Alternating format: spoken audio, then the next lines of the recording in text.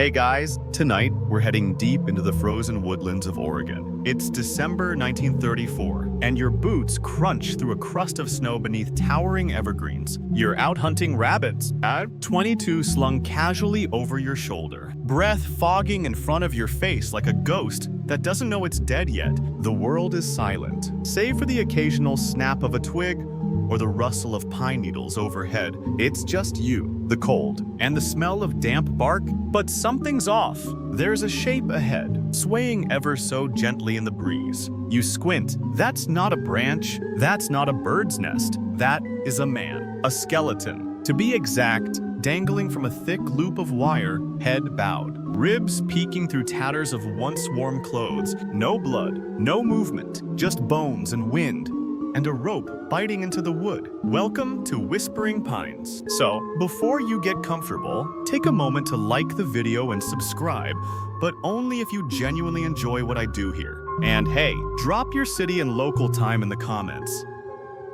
I love seeing how far these sleepy little journeys travel. Now, dim the lights. Maybe turn on a fan for that soft background hum. And let's ease into tonight's journey together. You back away from the tree, rifle suddenly heavy in your arms, and run well. Shuffle run, because the snow's knee-deep and you're not exactly built for drama. You make it to the nearest phone. 5 miles down a half-plowed road, within hours. There are men in uniforms pacing around the woods, some with sketchbooks, some with shovels, and one with a face like he's seen this before and never wanted to again. The body is taken down carefully. The bones are mostly intact. There are no signs of wild animal interference, no obvious trauma, just the loop of wire, the tattered blanket caught in a high branch, and the sense that this person died a long, lonely death. By noon, they've got a name: Jonathan Blake. He used to work for the Oregon State Highway Department, and he hadn't been seen since May 1933. Vanished. Just like that. No note, no body, not even a good rumor. His wife, Clara, told people he'd probably run off. He'd been unhappy, overworked, and their marriage had been strained. That kind of thing happened, right? Men got tired, men left, especially during the Great Depression. When jobs were scarce and hope was scarcer, historians still argue whether that period hardened people emotionally or just trained them to fake resilience. The reality, a lot of folks just vanished, especially in places like Oregon, where forest could eat a man whole and never burp. But this wasn't a clean disappearance. This was a statement. The wire used in the hanging matched the kind Jonathan often carried in his department toolkit. His blanket, the one from his truck, was tangled in the branches above. A pair of his work gloves lay nearby, as if arranged purposefully. You're starting to wonder if this was staged. Local authorities do what they always do when something awful turns up in the woods. They try to explain it away quickly. Suicide. They said, open and shut. Maybe he was ashamed. Maybe he had debts. Maybe he didn't want to face another argument with Clara. You imagine them filling out the paperwork, probably while someone in the back of the room whispers. Doesn't sit right though. Does it? Because it doesn't. Not to you. Not to Harold Vance either. He's the kind of man who wears his frustration like a scarf tight, but strangely stylish. Former prosecutor, now a private attorney, sharp as a tack, and twice as rusty when crossed. And right now, he's pacing in front of a small-town sheriff with a file in one hand and a very cold truth in the other. Jonathan didn't hang himself, he says. He couldn't. Not the way he was raised. Not with the way he fought to reconcile with Clara. And here's where the plot thickens like overcooked oatmeal. You learn that Clara, Jonathan's wife, widow, and now a newly remarried woman, had been involved with another man long before her husband's body showed up. His name, Eddie Moore. Much younger, much blonder, much more likely to own a leather jacket with too many zippers. They didn't exactly keep it a secret, either. You picture this: Clara, on the porch with Eddie, sipping lemonade. Jonathan inside, trying to read the newspaper while pretending he didn't hear them laughing. That kind of betrayal doesn't whisper. It screams, and it's about to echo through every pine tree in the county. It's worth pausing here to appreciate just how strange the 1930s were. Prohibition had just ended. Jazz was playing in places it wasn't supposed to, and American marriages were quietly imploding under the weight of financial ruin and shifting gender expectations. Divorce was rare, but secret divorce, that's next level. Because, fun fact, Clara had filed for divorce while Jonathan was away working in Wisconsin. Didn't tell him, didn't write, just got the paperwork done and kept living like nothing had happened. You're already clutching your metaphorical pearls, aren't you? And Jonathan poor. Bewildered Jonathan didn't find out until it was all finalized. Imagine coming home from a grueling assignment, dusty and tired, and your wife hands you a piece of paper saying, "Surprise, we're over. Also, I'm seeing someone new. So yeah, suicide."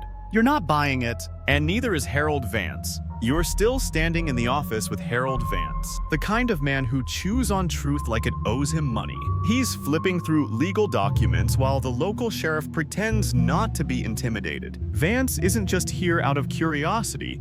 He's here on behalf of Jonathan's father, a man too heartbroken to speak, too suspicious to stay silent. See, Jonathan Blake wasn't just a highway department worker. He was a quiet man with rough hands and a good memory for names. The kind of man who remembered to feed stray dogs even if he forgot his own lunch. His coworkers said he didn't laugh much, but when he did, it was real. And he adored Clara, at least. At first, you rewind the mental reel. It's 1922. Jonathan and Clara meet at a church picnic near Eugene. She's younger, wild-eyed, with a nervous laugh and a flair for lemon bars. He's steady, older, the kind of man who builds fences straight and never asks for more sugar in his tea. Within a year, they're married. Within 5, down. They're arguing. You can guess why. Money was always tight. Jonathan worked long hours building and maintaining the very roads people now forget existed. Clara wanted more nicer clothes, a radio, a life with music instead of mud. Historians still argue whether Clara was selfish or simply born in the wrong town for her spirit.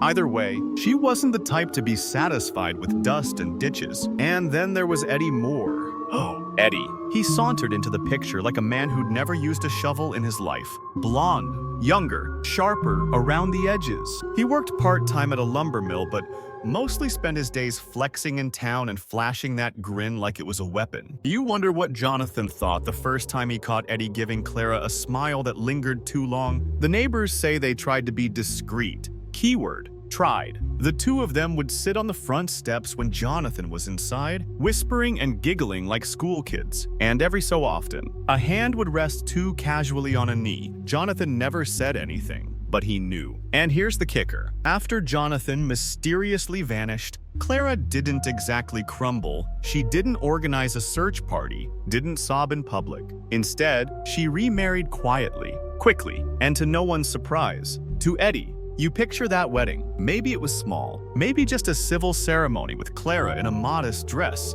and Eddie smirking like a cat that got the cream. No mention of the husband who hadn't even been declared legally dead yet. Just a new chapter, written in pencil over a page that hadn't finished bleeding. But Harold Vance doesn't forget pages. He flips back to the messy middle and starts poking holes in the margins.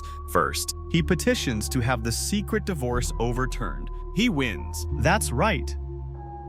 The court decides that since Jonathan was never properly notified, the divorce doesn't count. Technically, they were still married. That makes Clara's second marriage not just morally sketchy, but legally complicated. It also makes the whole timeline feel suspiciously convenient. That's when Jonathan's father pipes up, not in court, but to Vance in a whisper. If they fight again, he won't divorce her. He'll die. You pause. That line hits different, doesn't it? It's not a threat, it's a warning. The kind people say once and then regret forever. Because deep down, the old man knew something wasn't right. He had watched his son dissolve emotionally, financially, even physically under the weight of that relationship. And yet Jonathan had gone back to her. You think about that, about how often people return to what hurts them. Maybe Jonathan believed he could fix it. Maybe he thought Clara would change. Maybe he just didn't want to be alone in a town where winters last forever and the trees whisper things you're not supposed to hear. So they reconciled, moved back in together, and for a while, it seemed quiet. Too quiet. Historians still debate whether Jonathan truly believed things were better, or if he just convinced himself they were. Either way, the tension was back low and constant, like a distant radio static you can't shut off. And lurking just beneath it, always, was Eddie Moore, still around, still charming, still very much in Clara's orbit. It's worth noting that Oregon in the early 30s wasn't exactly a hub of scandal. People talked. Yes, but affairs weren't supposed to happen in the open. Not with the supposed widow now remarried and technically still tied to her dead husband. But Clara and Eddie acted like they were the leads in their own noir film. They held hands at grocery stores, sat close at church socials, whispered in corners like they didn't care who saw. And Jonathan, he kept showing up to work, head down, eyes duller by the day. The man was unraveling, and no one did a thing until, of course, he didn't show up at all. May 1st, 1933. A night like any other, with rain tapping on the windows and the pines shivering under wind. Jonathan was home. Clara was home. So was Eddie. And two of Eddie's friends, plus a couple laborers who were doing odd jobs around the house. Too many people, too many secrets. And somewhere between dinner and dawn, Jonathan Blake vanished. Not a scream, not a struggle, just gone. You know that kind of silence isn't normal. It's curated, manufactured. The kind of silence that follows something ugly and deliberate. And Harold Vance, he knows it too, which is why, a year later, with a skeleton swaying in the trees and Clara wearing another man's ring, he starts digging and doesn't stop. You're still with Vance, well, hovering nearby as he rifles through sworn statements and witness transcripts, like a man peeling an onion with his bare hands. Every layer stings more than the last, and the core, it's starting to reek. Clara Moore née Blake is now the town's most talked about woman. Not for the usual reasons, like winning a pie contest or donating blankets to the poor. No, it's the remarriage that did it. The speed, the audacity, and, most of all, the man she chose, Eddie Moore. Her second husband had been in the picture for longer than anyone was comfortable admitting. You piece it together through whispers and hindsight. Eddie started visiting while Jonathan was still alive. He claimed he was helping around the property, mending fences, fixing floorboards. You know, the usual euphemisms. But the people of Whispering Pines aren't fools. You can only carry a toolbox into the same widow's house so many times before folks stop believing you're just there for the plumbing. Still, there were no charges, no formal accusations, just speculation and the gnawing feeling that something had gone wrong, and then been carefully rearranged to look like it hadn't. You imagine Clara during that time wearing soft pastels, talking about grief like she was reading from a script. But when the police looked closer, they noticed something odd. Clara had already moved on emotionally, maybe even physically, long before Jonathan's body was found. And that, dear listener, is when suspicion starts to harden into something colder. Because here's what Vance uncovers. Clara didn't just remarry fast. She filed for divorce secretly. While Jonathan was away in Wisconsin on a highway project, Clara visited a nearby county courthouse, filed the paperwork, and listed her husband's absence as evidence of abandonment. You wonder how she slept that night. Historians still argue whether Clara believed she was protecting herself or if she simply wanted to cut Jonathan loose without the mess of confrontation. Maybe she assumed he'd never come back. Or maybe just maybe she knew he'd return, and she didn't want him to. That divorce was finalized before Jonathan ever saw a judge's signature, and he only found out by accident an errant letter, a conversation overheard at the local co-op. No one's sure, but the shock broke something in him. According to his father, Jonathan stopped eating for days, not in protest, just because food didn't seem to matter anymore. The heart's a fragile little drum, and his stopped beating with purpose right around it. But here's the twist. Thanks to Vance, that secret divorce got tossed out on a legal technicality. Yes, but a crucial one. Because Jonathan never received notice, the court declared the process invalid. Clara was, in the eyes of the law, still his wife. That meant her marriage to Eddie also invalid, which you can imagine did wonders for the town gossip mill. And yet, instead of retreating into privacy or shame, Clara and Eddie went on as if nothing had changed. Sunday church, Wednesday socials, Friday nights with music drifting from their porch. People saw them kissing by the creek, holding hands at the grocer's. One witness even claimed they were laughing together at Jonathan's funeral service. Now, maybe that part's embellished. Small towns have a way of turning frowns into smirks and glances into damning stares. But even if half the rumors were true, Clara wasn't exactly mourning in the traditional sense. And Eddie, he was acting like a man who'd already won. It's worth pausing here to talk about the strange magnetism of certain people in small communities. You know the type: good-looking, aimless, and just dangerous enough to be interesting. Historians still debate whether Eddie was a master manipulator or just a fool caught in his own reflection. Either way, he was no stranger to attention,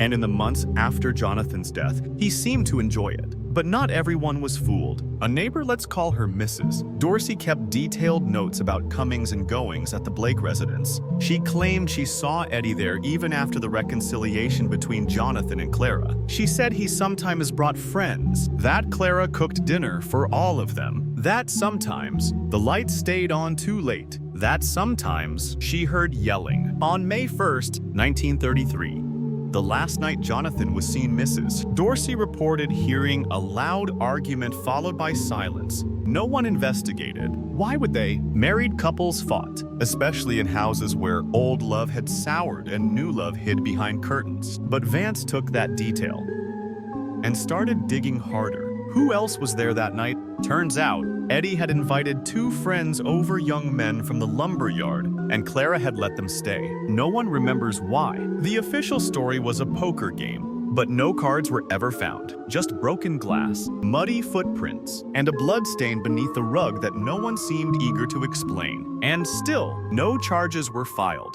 Not until much later. Not until Simon Keller cracked. But we'll get to him soon. For now, you picture Jonathan in that house surrounded by people who didn't care if he stayed or left. Maybe he tried to sleep. Maybe he tried to talk things out. Maybe he just wanted a moment of peace in a life that had become one long, quiet scream. Instead, he ended up in the woods. There's something especially cruel about dying in a place like that. Whispering Pines isn't just remote.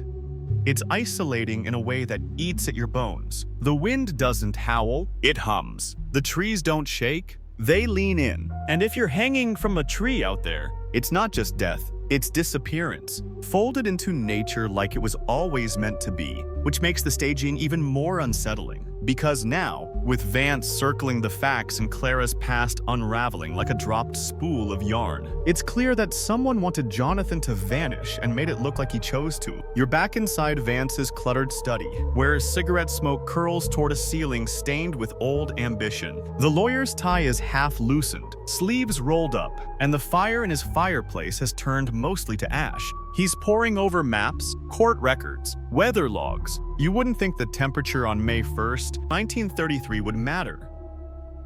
But to Vance, it might. Cold nights mean stiff limbs, harder time escaping, damp floors mean footprints. And someone was trying to escape.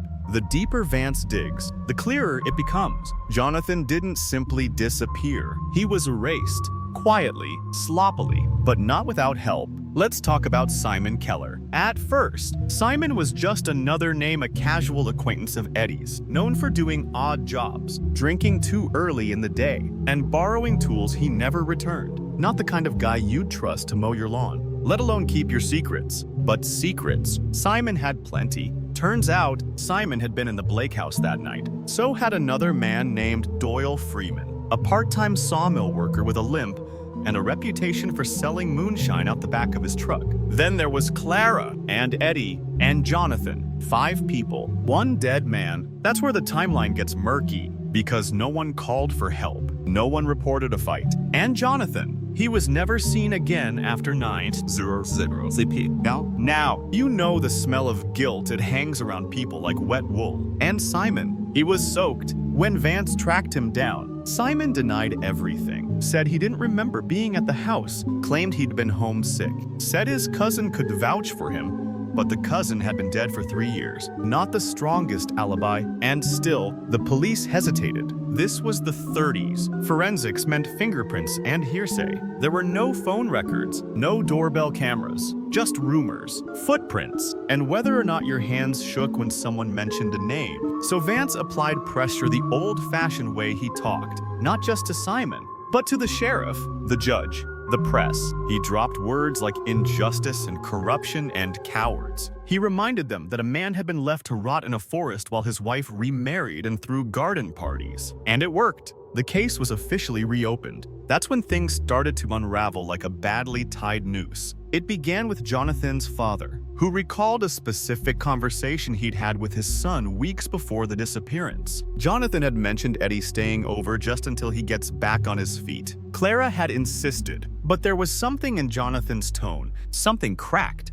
He'd said, "If I go missing, tell Vance. He'll understand." You feel that, don't you? The foreshadowing buried inside that line like a splinter you didn't notice until it got infected. Then came Mrs. Dorsey, who now remembered seeing Eddie's car parked at the Blake house long past midnight on May 1st. She swore she heard yelling, a door slamming, something heavy being dragged. At first, they dismissed her as a gossip, but then Vance found an old farmhand named Ellis Briggs, who said he'd passed the house that night on horseback, said he saw Eddie out front, shirtless, hands covered in something dark. That gave police just enough justification to bring Simon back in for questioning. This time, Simon didn't lie, or rather he tried, but then he broke. His hands trembled, his voice cracked, and he finally said the words no one wanted to hear. "We didn't mean to kill him. Eddie just wanted to scare him." And there it was. You sit with that sentence for a moment. Let it linger. Let it soak in like cold into cotton. According to Simon's confession, the night unfolded like this. Jonathan came home tense. He'd been working late. The house was full of people. Eddie was there. Clara made stew. There was a fight, sharp words, threats, something about leaving, something about Clara choosing. And then Eddie grabbed a stone weight from the porch, used to press meat in the smokehouse. Heavy, solid, unforgiving, one swing. Jonathan went down, but he didn't die, not right away. He was bleeding, dazed, maybe concussed. Simon begged Eddie to call a doctor. Even Clara asked what they were going to do. Eddie just stared, said something like, "If he wants to die, let him." They dragged Jonathan into the spare room and locked the door, left him there. Overnight, Simon claims he heard coughing, then nothing. And the next morning, Jonathan was cold, no pulse, no movement, no chance. That's when the panic began. Eddie refused to go to the police. We'll say he ran off. He told them. But the others weren't so sure, especially when Jonathan's father showed up a few days later asking questions. So, 3 weeks later, 3 weeks.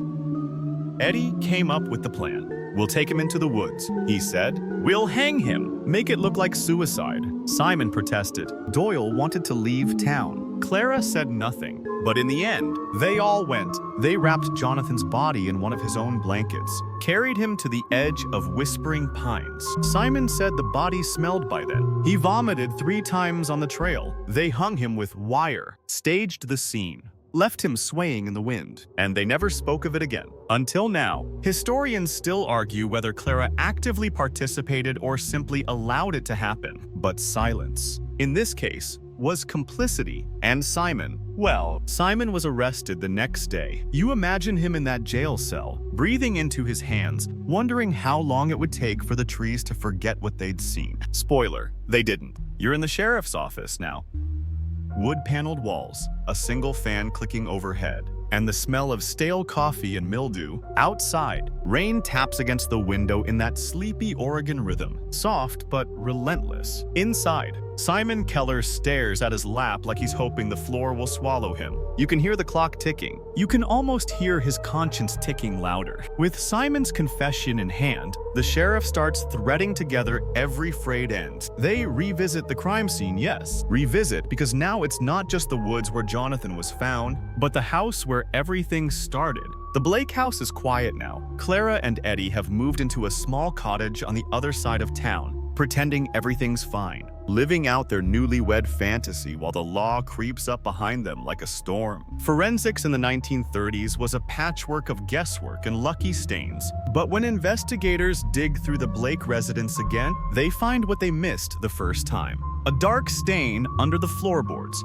barely visible unless the rug's pulled back. It's old, but it's there. So are scratch marks on the bedroom door, tiny ones, low to the ground. like someone trying to get out. Jonathan was locked in, and he didn't go quietly. They also recover a frayed blanket with a highway department stamp Jonathan's issue and a coil of wire that matches what was used to hang him. You don't need a PhD to start connecting the dots. And speaking of dots, guess what else they find? Boot prints in the old shed behind the house. One set matches Jonathan's work boots. The others, too small, too clean. Likely Eddie's. Historians still argue whether the evidence was handled properly, but one thing is clear. It told a story even when the people involved tried not to. At this point, Clara starts to sweat. She tells the police she doesn't remember that night well, says she was upset, that Jonathan had been drinking, that maybe he left on his own. She cries, offers tea, mentions how hard it's been raising suspicion alongside her new marriage.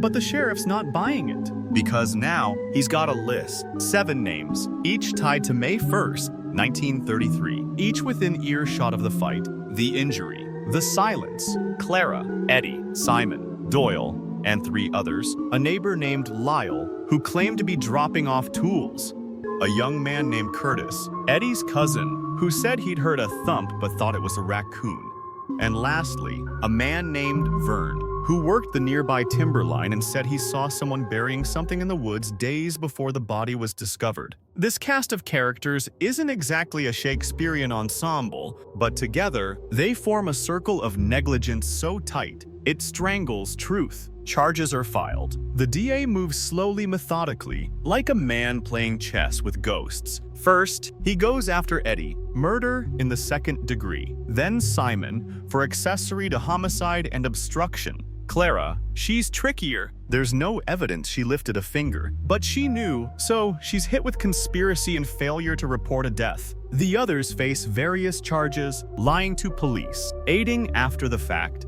perjury, and the town. It reels. You'd think Whispering Pines would have gone quiet, that its people would have whispered behind curtains and closed blinds. But no, the town buzzes like a nest of shaken hornets. Children are told not to walk alone. Clergy preach about sin. The local grocer adds locks to the back door. And through it all, Clara walks free, at least for now, because while the others sit in holding cells or await hearings, Clara hires an attorney of her own. Not Vance. Of course he's on the other side, pacing courtroom halls like a bloodhound that's finally cornered the fox. It's worth noting something here. In 1930s America, women weren't often charged for the sins of their husbands. Patriarchy has its awful perks. But Clara, she wasn't just a bystander, she was the center of gravity. Historians still debate whether her relationship with Eddie was abusive or opportunistic. Some say she feared him, others say she manipulated him. Either way, she played a role. She knew Jonathan was injured, knew he was locked in, and she let him die anyway. Meanwhile, Eddie's confidence begins to crack.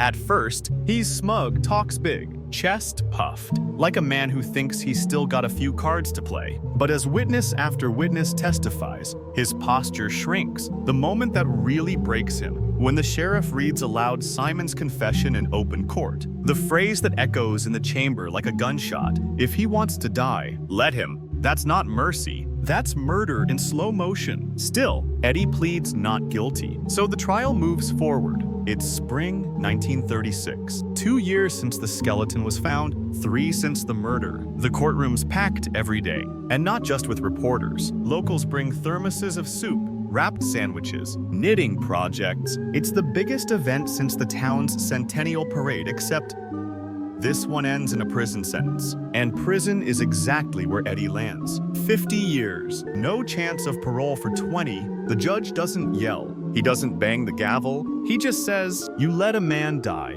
That will be your burden now." You picture Eddie being let out in cuffs, hair a little longer, confidence completely gone. He doesn't look at Clara, doesn't look at anyone, just stares at the floor like it's the only thing left that won't lie to him. And Clara, she's granted bail. Her attorney argues lack of evidence, emotional manipulation, post-traumatic confusion. The judge buys just enough of it to avoid jail for now. Her final outcome: lost in legal fog. Some say she fled the state, others say she moved in with a cousin in Idaho and changed her name. There's even a rumor she died in Mexico, but that came from a man who also claimed to have seen Bigfoot near Mount Hood. So, Grain of salt? All you know is she vanished again. And Jonathan. He was buried on a hill overlooking the trees. A simple stone, no epitaph, just a name, a date, and a grave that still gets visited every year by someone who leaves behind a rabbit's foot and a note that reads, "I remember,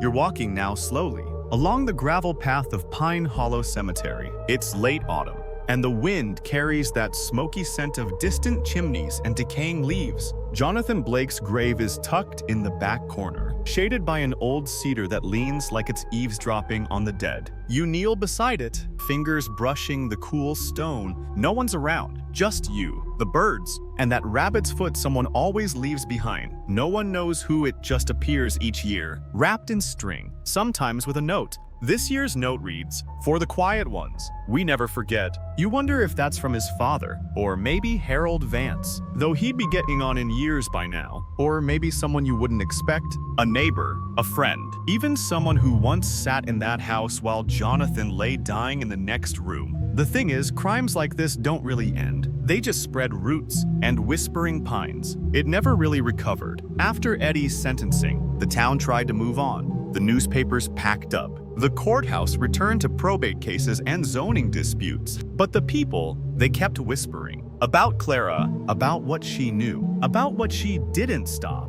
You walk through town and notice it's changed since the trial. Fewer porch gatherings, more drawn curtains. Some families moved away, saying the place felt off. Even the Blake house was sold. The new owners tried to paint over the past fresh siding. A new roof, cheerful flower beds, but still, no one trick-or-treated there. And Clara, her story gets murkier. You hear that she tried to return once, showed up unannounced at a local diner wearing sunglasses and a scarf, like a character from one of those pulpy noir novels. The waitress who'd gone to school with her froze, told her the town had nothing for her anymore. Clara left before finishing her coffee, never came back. Some say she wrote a book under a false name.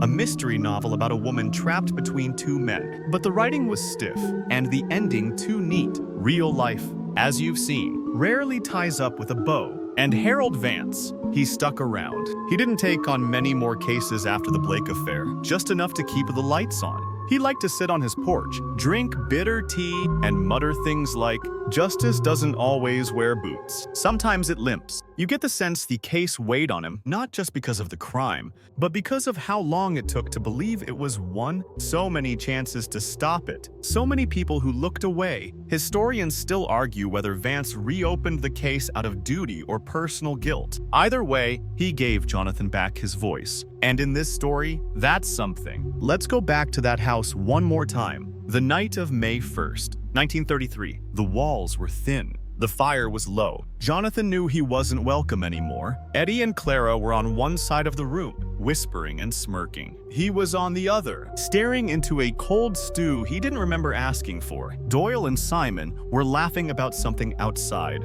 There was music, faint and scratchy, playing from the radio. Some upbeat jazz tune that didn't belong in a room full of unsaid things. And then came the argument. No one agrees on what started it. Some say Jonathan called Clara a liar. Others say Eddie made a joke about finally being the man of the house. But something snapped. The weight was grabbed, the blow landed, and then silence. Simon said Jonathan tried to stand, but collapsed. He begged them to call someone. Clara cried. Eddie cursed. And then the door was locked. That detail haunts you. Not the blow, not the blood, but the decision to lock the door, to treat a dying man like an inconvenience, to wait him out like a storm. Historians still debate the motive. Was it a spur-of-the-moment rage, or a plan gone wrong? Did they mean to kill him, or just hope he'd disappear? But let's be honest. Once you leave someone to die and hang them in the woods, your intentions aren't the main problem. And what about the others? Lyle, Curtis, Vern. Their roles were minor, but their silence was enormous. They didn't swing the weight, but they kept the secret for months, for years. You think about that when you look at Jonathan's grave, about how many people had a chance to save him, how many chose not to. Because here's the part that sticks in your throat. Jonathan wasn't just killed. He was erased, rewritten into a cautionary tale of failure and disappearance. And it took almost 2 years before anyone realized the story was fake. It makes you wonder how many others weren't so lucky. How many skeletons still hang in the metaphorical forest of our lives? Swaying just out of sight, the press moved on quickly. One headline read, "Highwayman's Death. A tragic love triangle." Another simply said, "More sentenced. Mystery ends." But you know it didn't end. Not for Whispering Pines. Not for the people who walk faster past the old Blake property. Not for the sheriff, who still tells his deputies to trust their instincts. And not for the family who still leaves that rabbit's foot. Year after year. It's a small gesture, but it speaks louder than any verdict. And you keep walking. Back through the woods, past the tree where the skeleton once hung. You can still feel the way the wind moves differently there, like it remembers, like it refuses to forget. You're still walking through Whispering Pines, and the further you go, the more you notice that silence here isn't empty, it's crowded. Every breeze feels like breath held too long. Every rustling branch sounds just a little too much like a whisper. And somewhere in the back of your mind, you can still picture the swing of that wire in the cold wind, framing a man the town nearly let disappear. You glance up at the trees. They're the same ones from 1933. Taller now, sure, but unchanged in their vigilance. They don't forget, and neither does the town's oldest barbershop, where men still get their hair trimmed beneath faded portraits of long-dead presidents and talk about the Blake case like it happened last Tuesday. It was the reopening of the case that truly cracked something open.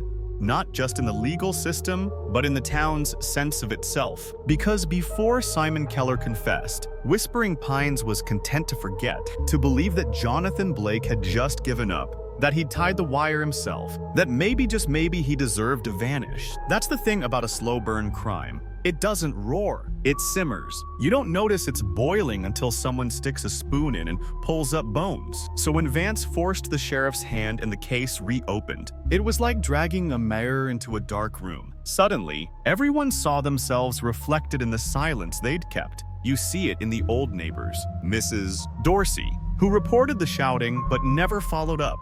Curtis, who pretended the bump in the night was just raccoons. Lyle, who said he was just dropping off tools, but couldn't remember what tools or why. It was a town of bystanders, and the mirror didn't flatter anyone. The sheriff. At the time, Tom Billings wasn't thrilled to be dragged back in. He'd already closed the case once, stamped it, and filed it away like an embarrassing memory. But when Vance brought Simon's testimony and the matching wire, the matching blanket, the blood under the floorboards, it was undeniable. They had to act, so they did what small towns always do when forced into action. They overcorrected. Suddenly, everyone was a suspect. Everyone was guilty. The local paper ran a series titled The Blake Betrayal that turned the whole affair into serialized pulp. And at the center of it all, Eddie Moore, smiling, then scowling, then shackled. You rewind to the courtroom. March 1936. It's packed. Folding chairs, reporters, curious teenagers who were told not to come, but came anyway. Everyone wanted to see Eddie Moore pay for what he did. But the real spectacle, that was Clara. She sat in the second row, back straight, lips pressed thin, wearing black not for mourning but for strategy. No makeup, no perfume. Just silence and a ring still on her finger. But no one's quite sure whose. Clara didn't testify. She wasn't called, but her presence was a statement. She was daring the town to look her in the eye and say, "You did this." Most couldn't. Because here's the uncomfortable truth. Clara was likable, even now, even after everything. She had that air of maybe she didn't mean it. Historians still argue whether she weaponized that charm or simply survived by it. But either way, it shielded her enough to keep her out of prison. At least, you think back to her and Jonathan before it all fell apart. There were photos. Once, a fishing trip, a state fair. The kind of snapshots that make you squint and wonder how two smiling people ended up in such a silent tragedy. You wonder if Clara ever looked at those photos again, or if she buried them in the same mental drawer where she kept the sound of Jonathan's coughing through the locked door. Eddie, though he didn't get off so easy, 50 years, no parole for 20. The sentencing was quiet, almost anticlimactic. No gavel bang, just the judge's words, measured and final. You didn't just kill a man, you robbed a community of the truth. That is your legacy now. And legacy is a strange thing in towns like this. Even now, There's a patch of ground in the woods where nothing grows, where kids dare each other to visit and swear they hear creaking in the branches above. It's probably just the wind, or a bird, or your own heartbeat, but once you know what happened there, the trees never sound quite right again. The Blake house, too, carries its own echoes. A new family moved in years later, changed the wallpaper, ripped up the floorboards, tried to renovate the ghosts away. Didn't work. The daughter, 6 years old, started drawing pictures of the sad man. Said he stood in the hallway near the coat rack. Said he looked cold. One night, she told her mother, he doesn't want to be here anymore. They moved out 6 weeks later. Historians still debate whether ghosts are real or just echoes of unresolved memory. But here in Whispering Pines, some echoes are louder than screams. And Vance, he kept the file. Even after the trial, after Eddie was shipped off to prison, after Clara disappeared, he kept every report, every statement, every photo of the forest. Some say he reread it every year on May 1st. Others say he mailed anonymous letters to the DA demanding they reopen Clara's case. You hope that's true, because someone needed to remember. And you're still standing in those woods. The wind picks up. A crow calls out into the distance. You close your eyes, and for just a second, you imagine what it was like that night, how cold the floor must have been, how heavy the air, how final the silence. Then you open your eyes, and the forest looks back at you. You don't head home right away. Not yet. Not when you're this close to the place where everything came undone. You follow the forest path a little further, past the old Blake property line. It's overgrown now, no gate, no mailbox, just a weathered post tilting in the dirt like it's tired of standing guard over bad memories. This is where the story slowed down, where the last night of Jonathan Blake's life unfolded minute by dreadful minute, behind cracked walls and beneath a roof that never quite kept the cold out. You peer through the broken slats of a side window and try to picture it. The chipped stove, the second-hand armchair, the silence that fell after the fight. There's no blood now, no blankets, just dust and air thick with what-ifs. You rewind the tape again, the night of May 1st, 1933. It's sometime after 9. Jonathan's lying on the floor in the spare bedroom, conscious, barely. Maybe he's trying to speak. Maybe he's already stopped. He'd been hit with a stone weight, and Simon Keller said there was bleeding, but no one checked how much. No one wrapped a towel. No one opened the door after that. Instead, they sat around the table, Clara, Eddie, Simon, Doyle, the others, drinking, talking in low voices. No one called a doctor. No one walked to the neighbor's house. No one so much as tapped on the door. Eddie had said, he'll be fine. Simon had said, he needs help. And Clara, she didn't say much of anything, just stared at her hands. This is the moment that historians, armchair detectives, and late-night coffee shop philosophers still dissect: the moment after the injury, when help was possible, when redemption still had a chance to creep in, and yet, no one took it. They left him there. It's a kind of cruelty that doesn't make the headlines because it's not a gunshot, not a scream, not a chase through the woods. It's just a locked door, and a group of people quietly deciding to let someone else stop breathing. You look around the house and realize how small it is. There's no way Clara couldn't have heard him. No way Eddie didn't notice the silence growing heavier. They sat there, ate stew, played music.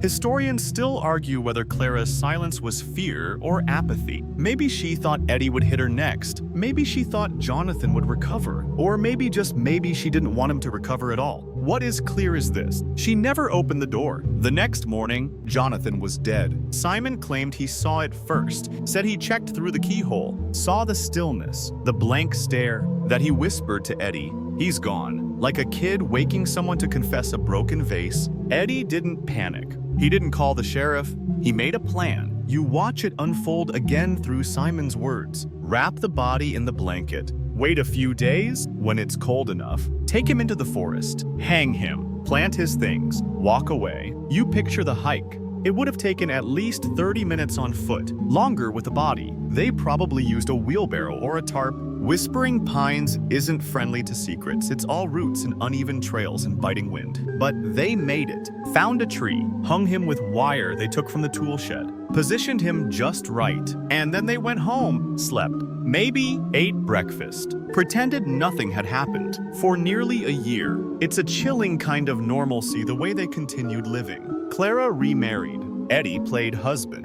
The others went to work, smiled at neighbors, shook hands at Sunday service. The whole thing folded into everyday life like a bad seam hidden inside a well-worn coat, and no one noticed. You feel the weight of that now. Not just the murder, the after, the casualness, the practice performance. You lean against the Blake house's crumbling porch post and try to imagine what Jonathan's final moments felt like. Not the pain of the blow, but the sound of laughter on the other side of the door. The knowledge that no one was coming. It's one thing to die. It's another to realize you've been abandoned while doing it. By the time Vance got involved, the trail was cold. But the town, it wasn't. People remembered things they hadn't realized they remembered. Saw things differently. Noticed glances in old photographs. Reheard gossip with new weight. And Vance, he dug it all up, piece by stubborn piece. It wasn't flashy. He didn't have forensics or DNA or confessions written in lipstick on a bathroom mirror.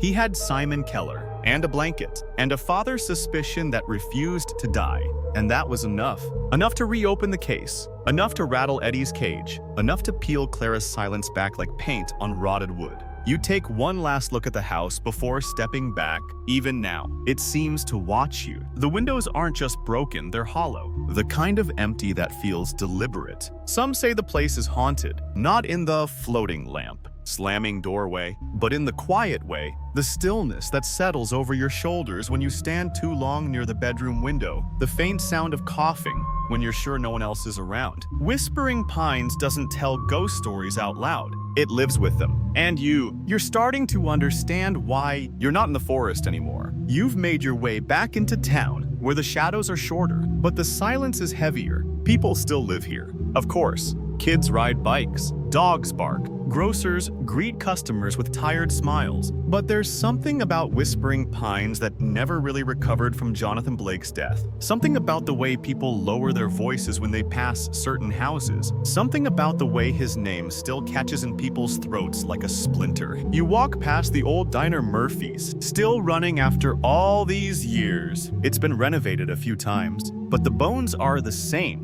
Vinyl booths, pie behind foggy glass. And back in 1933, this was the place where Jonathan used to sit at the corner booth, nursing a black coffee and flipping through road maintenance reports with his calloused hands. The waitress back then, she remembers him. Her name's June, though most folks just call her Miss June now, because she's pushing 90 and has earned the title. She told Vance once that Jonathan always sat facing the window, always tipped 20 cents no matter how broke he was, and always took his coffee like regret, no sugar, no cream. When Vance asked her about Clara, she just shook her head, said, "That girl walked in like she owned every man's heartbeat. I knew she'd break his before she was done." She was right. Let's return to that night again. May 1st, 1933. Jonathan had just come back from a work trip in Salem. He was tired. Something in his back ached. The road had been long. The work thankless. And then he came home to a house full of strangers. Eddie was there. Of course he was. Laughing in the kitchen, pouring drinks, acting like a host in the home that wasn't his. Clara smiled when she saw Jonathan, but it didn't reach her eyes. She handed him his dinner cold. There were two others there that night: Simon, whom we've come to know well, and Doyle,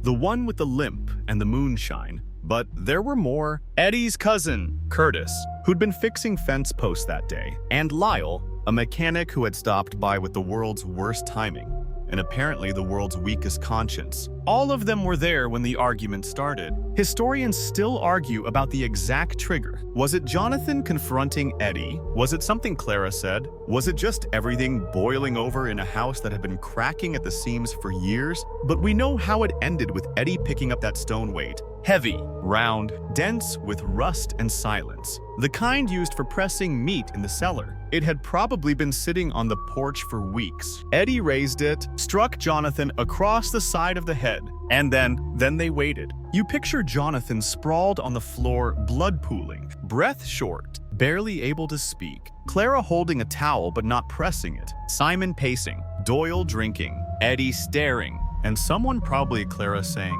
"We just need to give it time. Maybe he'll wake up."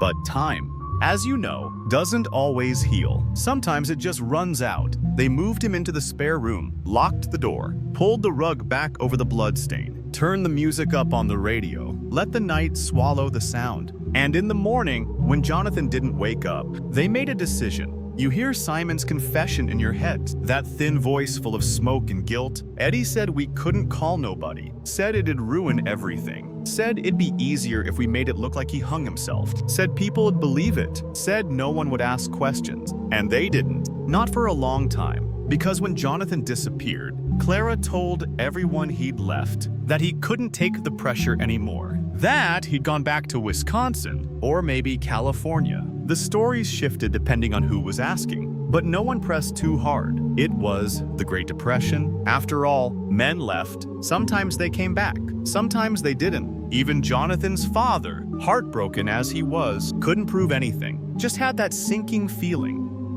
Only a parent knows that the silence was too complete, too cold, too final. And Eddie, he stepped right into Jonathan's life, moved into the house, took the chair by the fireplace, claimed the bed, married Clara, like nothing had happened. You think about that moment when they planted Jonathan's body in the woods, the choices made, the wire used, the blanket wrapped carefully around him, the angle of the branch, the way the rope was tied. It wasn't just murder, it was theater. And they were confident no one would come looking for the stage. But eventually, of course, someone did. It took almost a year. A boy with a .22 rifle, a rabbit that got away, a clearing in the woods. And there, swaying in the cold morning light, was the skeleton that started it all. Imagine that discovery. A young hunter, barely 13, breath fogging in the air, thinking at first it was some Halloween prank gone wrong, and then realizing that bones don't move like that unless someone made them. You hear his voice in the sheriff's report. He looked like he'd been waiting a long time. You take a breath, let the words settle. Because Jonathan Blake had waited through pain, through silence, through decay for someone to notice. And when they finally did, the whole town had to reckon with what it meant to miss a murder hiding in plain sight. Even now, as you walk past the diner and the church and the courthouse steps, you feel it. That ghost of a man who once maintained the roads, who loved too quietly, who died surrounded by people who couldn't be bothered to care, and who now, thanks to the wind and the wire and a rabbit that escaped just in time, will never be forgotten. You're sitting now on the edge of a moss-covered boulder just off the old service road, near where Jonathan Blake's remains were found. The tree he was hung from is still here, gnarled, leaning slightly, the bark twisted like it winced, and never unwinced. The wire is long gone, of course, but the scar it left around the branch, still there, darker than the rest, a ring that will never grow over. And this is where the cover-up began. You go back again, May 1933, a week after Jonathan's death. Eddie, Simon, Doyle, and Clara still living in the house, still pretending Jonathan had gone away, still stepping over the blood-stiff rug, still listening to the ticking clock in the living room like it might suddenly stop if they just ignored it long enough. Simon told investigators later that it was Eddie's idea to wait, to let the body sit, to make sure he was really dead. That sentence still makes your skin crawl, like death was just another inconvenience to be managed with patience and whiskey. But Eddie didn't wait out of caution. He waited because he needed time. Time to get his story straight, time to plant the wire, time to scout the tree. 3 weeks after the blow to Jonathan's skull, the plan went into motion. Simon said they wrapped the body in one of Jonathan's own flannel work shirts, added a wool blanket from his truck, and used the same wire he'd carried with him for roadside repairs. A cruel detail, really, as if they wanted to make sure the final scene had all the right props, the right character notes, so to speak. Suicide by authenticity. They carried the body into the woods. Simon claimed it was late evening, just after sundown. He remembered the sound of frogs in the creek, the way the moonlight made Eddie's eyes look silver. Doyle helped dig a shallow pit nearby, not for burial, just to toss in the extra items that didn't belong at the hanging site. A second pair of boots, blood-stained rags, the glass whiskey bottle they'd passed around after. Then came the staging. They found a tree, not too tall, branch strong enough to bear the weight, a place just far enough off the main trail that no one would stumble upon it quickly. but not so deep that it looked suspicious. Simon said Eddie tested the branch by hanging off it first, smiled, said, "Perfect." And so they strung him up, used the wire, tied it tight, left it rough. A simple loop, not a proper noose. They didn't know the difference, or didn't care. Either way, it worked. Jonathan hung there, not alive, not at rest, just hanging. You let out a slow breath, because this is the part that sticks in your chest like a cold stone. They didn't just kill him, they posed him. They performed the lie, and for nearly a year, that lie worked. Even when the body was found months later, brittle with cold, clothing faded, bones peeking out. The authorities looked at the rope, the blanket, the location, and said, suicide. No autopsy, no investigation, just a quick conclusion and a shrug. It was the Depression. After all, people were ending their lives all the time. A man with financial stress, a failing marriage, no children, few friends. An easy story to write, a clean box to check. Historians still debate how the sheriff missed the signs. Some say it was laziness. Others say it was a kind of cultural numbness. The whole country was exhausted, and one more dead man in the woods wasn't a scandal. It was Tuesday, but Vance knew better. He went back to the crime scene, took photos, measured the drop distance, brought in a consultant from Portland who quietly noted that the wire was too short to have caused true hanging trauma. No broken vertebrae, no damage to the throat, just a body carefully positioned. And the blanket, remember that? Folded at the base of the tree, not thrown, folded. People don't do that to themselves. Meanwhile, Simon Keller was spiraling. His confession hadn't made him free, it made him haunted. He started seeing Jonathan in windows, in passing cars, in the back seat of his dreams. He stopped shaving, stopped talking, eventually asked to be moved into protective custody because, quote, "the trees are watching me." And you know what? He wasn't wrong. Because once you've stood in a place where a man was strung up like a broken wind chime, you don't forget it. And Whispering Pines doesn't forgive easily. Let's talk about the other players. Doyle Freeman, the moonshiner with a limp. He skipped town before the trial. Rumor says he made it to Montana. Others say,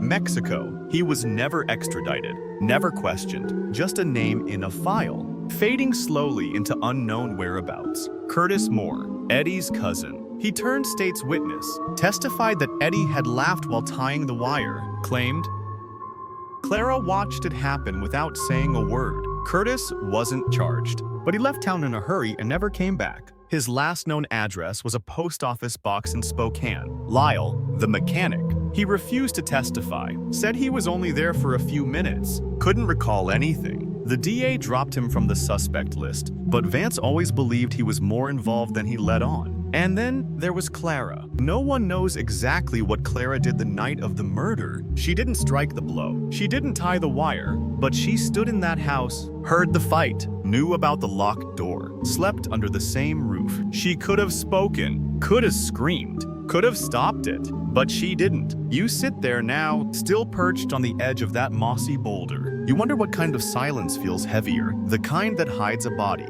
or the kind that lives after one is found. Then a breeze moved through the trees, and for just a second, the branches above creak, not loud, not threatening, just enough to remind you the lie was never clever, just convenient. You're back on the streets of Whispering Pines, but something feels different now, like the town's wearing an old suit that no longer fits. You walk past the general store, the church, the schoolhouse. Everything's still in place, but the air feels heavier. The color's a little duller. It's what happens when a place survives something it doesn't know how to explain. Because even after the trial, after Eddie's sentencing, after the paper stopped printing front-page stories about betrayal and bones and trees, the town didn't get closure. It got a bruise, and you're about to meet the people who still feel it. The list of those connected to Jonathan's last day started with 7 names, but the number grew. Not in arrests, those stayed limited, but in shadows. People who weren't in the house that night but heard things, saw things, chose things. Let's take Betty Hollis. For example, she worked at the dry goods store. Used to sell Clara sewing supplies and canned peaches. Said Clara came in 2 days after Jonathan's disappearance, smiling, whistling, asking if a shipment of curtains had arrived. Not a widow's face. Betty would tell the sheriff months later, not even a woman looking for someone. Then there was Mel Tandy, the local mailman. He remembered a package addressed to Jonathan arriving 2 weeks after his disappearance. A shipment of auto parts. Eddie picked it up. Signed Jonathan's name without flinching. Mel remembered thinking, "That's odd," but didn't say anything. And Reverend Dawson, he officiated Eddie and Clara's wedding. Quietly, in the church's side garden, said he felt a chill that wouldn't leave throughout the whole ceremony. These weren't accomplices, but they were passengers. Riders on a bus they knew was heading off course and just stayed seated. Simon Keller, on the other hand, had moved from rider to wreckage. His confession unraveled the cover-up, but it didn't clear his conscience. After the trial, he spent a few weeks in county lockup, but the DA cut him a deal in exchange for testimony. He avoided prison. He didn't avoid the ghosts. Simon was seen muttering to himself outside the gas station, arguing with no one in particular by the creek. Once, he walked into the sheriff's office, laid a dead rabbit on the counter, and said, "Tell him I'm sorry." No one asked who him was. Eventually, Simon left town. Took a job on a fishing boat off the coast. Some say he drank himself to death within a year. Others say he vanished into the forest one night and never came back. The irony isn't lost on you. Then there's Curtis Moore, Eddie's cousin. He testified against Eddie, which earned him safety but not peace. People spat at him in the streets, called him a rat, but he was also the only one, besides Simon, who actually admitted what happened. He'd said, "I thought Eddie was just blowing off steam, but then I heard the hit, and after that, no one moved." That sentence stuck with the jury, maybe more than any other, because it wasn't just the violence, it was the stillness that followed. The collective decision to do nothing, that's what made it murder. Historians still argue whether Curtis knew what was going to happen that night, whether he was there by accident or design. But even if he didn't swing the weight, his silence bought the rope. Now, let's talk about the evidence. The small things that came together to build a case. There was the blanket marked with Jonathan's initials, issued by the highway department, found beneath the body, folded. There was the wire standard road repair gauge,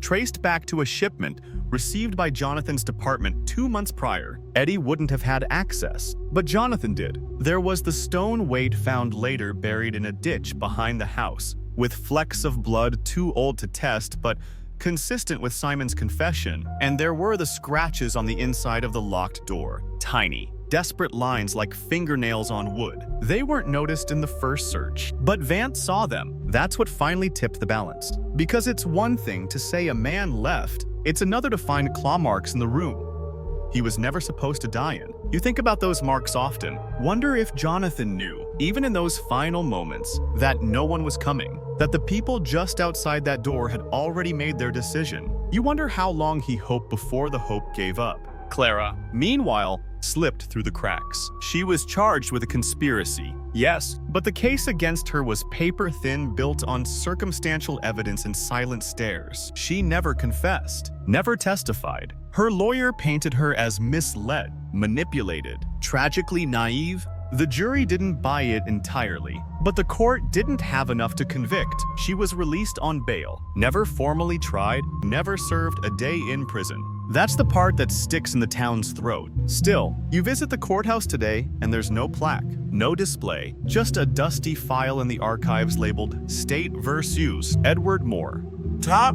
You have to ask for it by name. The clerk might hesitate, glance at you sideways, then retrieve it from a drawer that hasn't been opened in years. Inside are photos, grainy, monochrome, the tree, the wire, the house, and Jonathan's face from a photo taken just 6 months before he died. Eyes tired, but kind, smile faint, but real. He had no idea. You close the file and leave the courthouse. Outside, the wind picks up again, in whispering pines. The breeze always seems to be moving in from the past. You're back at the edge of town, leaning against a rusted fence near the Blake property. The grass here grows too fast in the summer, and dies too stubbornly in the winter. Across the way, you can still see the window to the room where Jonathan Blake took his final breaths, or didn't, depending on how you think of it. This is where things start to slow down. Not the mystery, but the consequences, because the trial may have ended, but the ripple effect, that kept going. You remember the day Eddie Moore was sentenced? March 16th. 1936. The courthouse was full, the air sharp with the kind of tension that's almost polite. Reporters clicked away on their typewriters in the back, their fingers tired from retyping the same headline a dozen ways. Eddie Moore gets 50 years. Highway murder ends in conviction. Whispering Pines breathes again, but it didn't. Really? Because while the verdict offered something like justice, it didn't offer satisfaction. It didn't bring Jonathan back. It didn't answer the biggest question still swirling like smoke in every corner of town. Why didn't Clara stop it? Let's talk about Clara for a moment. She didn't run. Not right away.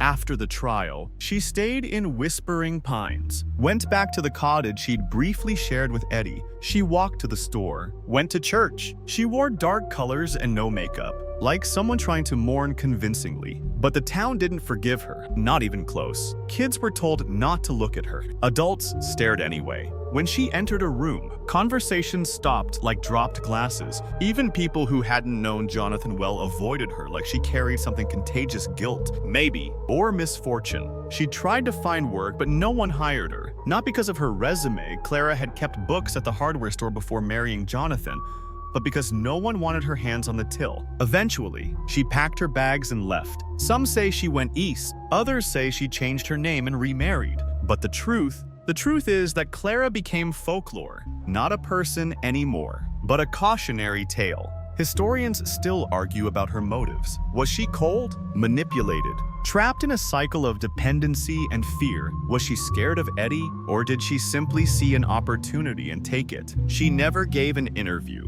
never wrote a memoir, never made a statement outside of court. The last thing she said on record was to her attorney just before the bail hearing. "I never wanted anyone to die, but I didn't stop it either." That line stuck in the minds of everyone who read it. You can't call it an admission, but it's not quite a denial either. It's the gray area where truth often lives. And then, of course, there's Eddie. He went to prison quietly, no outbursts, no appeals, just nodded when the sentence was read, as if he expected it. Maybe he did. He was sent to the state penitentiary in Salem, medium security, but hard time nonetheless. For the first few years, he kept to himself. No trouble, no fights, no drama. But in 1940, a guard reported finding a sketch in Eddie's cell, a drawing of a pine forest, with a single figure hanging from a tree. He never explained it, just said, "I dream it sometimes." Eddie never saw parole. He died in 1953 from pneumonia. No family claimed the body. He was buried in an unmarked grave behind the prison chapel. If Clara knew, she didn't come. Back in Whispering Pines, time crawled forward. But the Blake case left a stain on everything, even things that had nothing to do with it. The town's reputation changed. It became that place with the hanging man. Tourists stopped coming. A new lumber company almost set up shop, then backed out after reading about the trial. People moved away. Others stopped talking. The silence deepened. You wonder, sometimes, if it would have been different had they found Jonathan sooner, if the boy hadn't gone hunting, if the wire had rusted away, if the tree had fallen in a storm, but it didn't. And that's the strange thing about history, it hinges on moments so small, they almost seem absurd. A single wrong turn in the woods, a blanket left too neatly, a rabbit that darted left instead of right, and now Jonathan Blake is remembered. Not as a hero, not as a saint, but as a man who suffered because others were too weak or too selfish to do what was right. His grave is visited every year on May 1st, sometimes by his father, before he passed, later by Vance, occasionally by strangers who read about the case and drive hours just to stand at the headstone and whisper, "Sorry, you go there too." This time of year, not to solve anything, not to unravel new facts, just to bear witness. Because that, in the end, is what justice needs most people willing to look. You run your hand over the name etched in stone, Jonathan T. Blake, 1892-1933. Nothing else. No verse, no quote, just a name and a span of years. Like a road that stopped before the bridge. You stay a while, listen to the trees. Feel the way the cold moves differently around this spot, like the air's been holding its breath for decades. Then you hear something, a crunch of leaves behind you. You turn. It's a man older, with a wool coat and a silver pin on his lapel. He nods at the grave. You recognize him. It's the sheriff's grandson. Took over the department last spring. He doesn't speak, just stands beside you. After a moment, he says, "My granddad never forgave himself. Said he should have known." You don't say anything, because what is there to say? The wind rustles the branches above. The pine needles whisper, and you both stand in silence, listening. You're walking back through whispering pines now, but this time it feels quieter than ever. Not empty, just reverent, like the whole town knows someone's watching, like it's learned to lower its voice when it talks about the past. You pass a row of houses, one freshly painted, one sagging at the porch, one long abandoned. That last one used to belong to Lyle, the mechanic who was just dropping off tools. After the trial, he lived there for another 10 years, mostly alone. He didn't talk to many people, didn't smile much, either. Once, at a church potluck, someone asked him how he was holding up. He replied, "I'm not sure I was ever really standing." He moved away eventually. Took a job in Idaho fixing tractors. Never answered letters from Whispering Pines again, but you don't really blame him. This town became a living memory after Jonathan died, the kind of place that stores ghosts in its crawl spaces and lets the wind do the talking. Even the pine trees seem to lean just a little more inward now, like they're listening to something the rest of us can't quite hear. Let's revisit the others. Curtis Moore, Eddie's cousin, never came back after the trial, testified, packed a bag, and left. He wrote a single letter to the DA's office in 1942, confirming a few details for the court record. It ended with the line, "If I'd known what Eddie planned, I would have broken that stone over his own damn head." Simon Keller's trail ended abruptly. After his breakdown and brief disappearance, his body was found in a creek 20 miles outside of town. They said it was an accident, a slip on wet rocks, but the coroner's report was vague. No one pushed for a deeper investigation. Some folks in town believed it was suicide.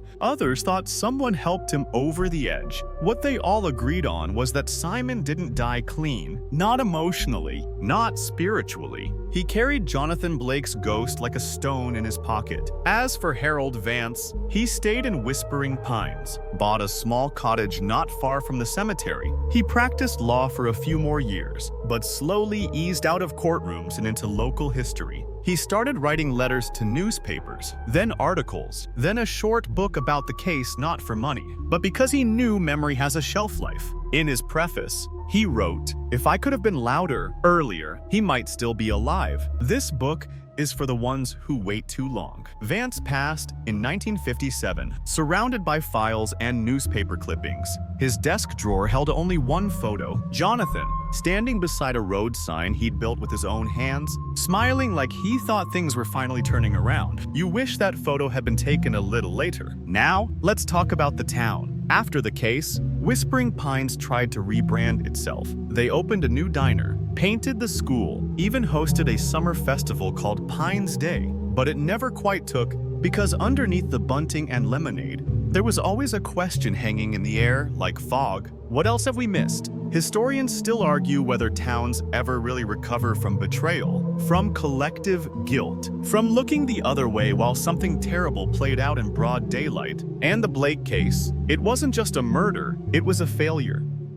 A collapse of moral responsibility so subtle, so gradual, that no one noticed it until the floor caved in. The forest, though, doesn't care about PR campaigns. It remains untouched, quiet, watching. People don't go hiking much near the old site. Some claim they've seen a figure there, a man in a work shirt, standing by a tree. Others say the wind whistles too loud or not loud enough. One teenager swore he heard someone whispering his name as he passed the clearing. Urban legend. Maybe, or maybe the land remembers the way people forget. Back in town, Jonathan Blake's name is on a brass plaque now. It's mounted just outside the municipal building where he once filed maintenance logs and road assessments. The plaque is simple, in memory of Jonathan T. Blake, a worker, a son. a man who deserved better. It was funded by a quiet community drive, no announcements, no press, just envelopes slipped under doors with $5 bills and handwritten notes. For what he lost, there's power in that kind of remembering. Quiet remembering. The kind that doesn't need credit.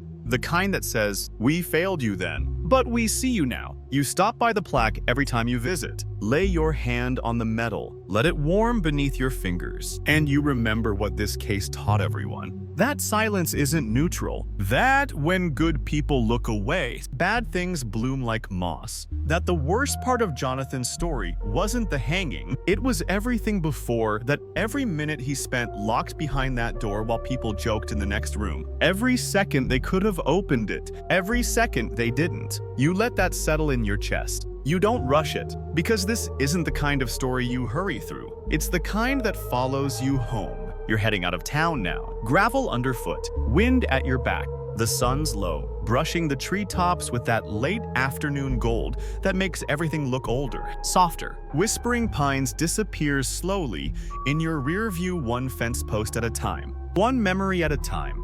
But the story rides with you. Because stories like Jonathan Blake's don't stay where they happen. They hitchhike, they haunt, they tuck themselves into glove compartments and carry-on bags and campfire conversations. Not to frighten you, but to make sure you remember. You picture him now, Jonathan, the man behind the myth. Not just the skeleton in the trees or the name on the plaque, but the man, a highway worker, a husband, a quiet presence in the corner of the room, the kind of man who fixed things without being asked, who folded his clothes, who left notes on the fridge. You imagine his last day alive, coming home from work with dust on his boots, the smell of engine grease on his hands, maybe stopping for milk, maybe thinking foolishly, hopefully that Clara would smile when he walked through the door, and maybe she did, but it didn't last. You don't know what words were said that night, what final straw cracked, whether Jonathan shouted or stayed quiet, whether he begged or just blinked slowly at the people who had already decided his fate. What you do know, what Simon Keller's cracked voice told the world, is that Jonathan was left alone, in a locked room, bleeding. And when the morning came, the people who could have saved him didn't reach for help. They reached for rope. They reached for the easiest lie they could sell to a tired town. You glance at the tree line one more time. Whispering Pines is still back there. The forest, the fence, the house, and the tree, still standing, still holding space for a man no one should have forgotten. Historians still argue whether justice was really served in the Blake case. Eddie went to prison. Yes, Clara walked away. Yes, but the weight of the story never evened out. There's no neat ending here. No moral that ties into a bow. No final gavel that closed the emotional case file for good. What you're left with is a town that changed its shape not physically, but spiritually. A place that learned what it means to look away, and what it costs to open your eyes too late. But here's the part that matters. Someone did see him. Eventually, that 13-year-old boy with the .22 rifle, out hunting rabbits, found more than he bargained for. He found the truth, the body, the clue that undid a year of lies. You wonder what happened to that boy, if he ever moved away, if he ever went back into those woods, if he still sees that skeleton in his dreams, swaying slowly in the wind, or maybe hopefully he remembers the moment after the shock, when the truth finally stepped into the light. You hope that's what stuck. You arrive at the cemetery one last time. Jonathan's grave is there, quiet as always. The stone is worn now, a bit of moss at the base. Someone's left a thermos of coffee and a note tucked under it. You don't read it. That's between Jonathan and whoever still thinks of him when the wind turns cold. You sit beside the grave for a while, not to mourn, to witness, because that's what Jonathan Blake never got, not in life, not for too long in death, not until someone stopped long enough to say, you mattered, and you do. Right now, you are part of that remembering. Just by listening, just by staying with this story to the end. That matters more than you think. The wind stirs the pine needles above. The air is cool, the light is soft. You close your eyes, and for just a moment, it's like the trees are telling you something that sounds a lot like, thank you. You're sitting in stillness now. There's nothing more to investigate, nothing more to uncover. The facts have been laid bare, the lies dismantled, the silence given a name. But the strange thing about true stories is that they don't end, they just stop happening. and the echoes keep moving, even when the footsteps are long gone. You let the weight of it all settle into your shoulders. The house, the locked door, the cold stew, the sound of someone coughing alone in the dark, the hands that didn't knock, the voice that didn't cry out, the door that never opened. What happened to Jonathan Blake wasn't just murder. It was abandonment, layered and quiet and cruel. You remember Simon's confession, his voice cracking over the words. I wanted to help. I really did, but I was scared, and no one else was doing anything. And I thought if we just let it happen, maybe it would stop. That's the part that haunts the most. Not the wire, not the tree, but the waiting. The fact that Jonathan lay there for hours while people sat at the kitchen table, drinking and talking and pretending the clock wasn't running out. You think about Clara, her silence, her choices, her long, strange exit from Whispering Pines. Historians still argue about her. Some say she was a victim of control, others a cold-blooded manipulator. The truth, most likely, sits somewhere in the messy middle, like it usually does. And Eddie, he died in a cell with no visitors and no name on his grave. A man who tried to shape the story and ended up buried by it. But Jonathan got remembered. Not because he was powerful, not because he fought back, but because, eventually, someone saw him. A boy with a rifle, a father with a gut feeling, a lawyer who refused to stop asking questions, a town forced to face its reflection. You sit a little longer beside the grave, and now it's time to wind down. The wind is gentler now. You can hear it threading softly through the trees, like fingers brushing the spines of old books on a shelf no one dusts anymore. You stretch your legs. You breathe a little deeper. The story is over, but the quiet it leaves behind is somehow even heavier than the words that carried you here. Your thoughts begin to slow. The pine trees no longer feel watchful, just still, just ancient, just trees again. Your shoulders soften. The truth is, justice doesn't always roar. Sometimes it arrives like this, slow, fractured, decades too late. Sometimes it doesn't arrive at all. But when we pause to remember, when we say a name, when we tell the story again, we do something bigger than punishment. We witness, we keep the echo alive. Jonathan Blake was a quiet man in a quiet town, and yet tonight, he's been known. You let that settle. The gravel beneath you, the hush of evening, the gentle hum of night creatures returning to their rhythm. You lie back and close your eyes. Somewhere out there, in a clearing no one visits, the tree still stands, not as a monument to pain, but as a warning, a memory, a place that will always ask, who did we leave behind? Sleep now. You've carried the story. You've held the silence. Now let it drift into the background with the hum of your fan and the slow rhythm of your breath. You're safe, you're still, and you're not alone.